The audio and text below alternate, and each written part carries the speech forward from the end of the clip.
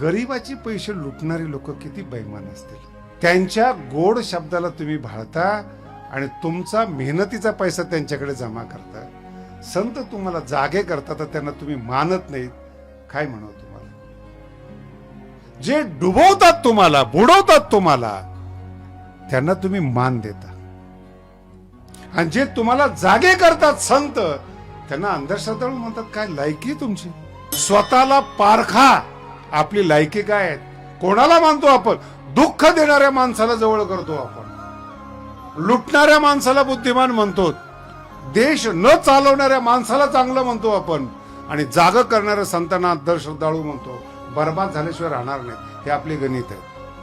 एक शब्द साधूचा भेटला, रामायण तयार झालं.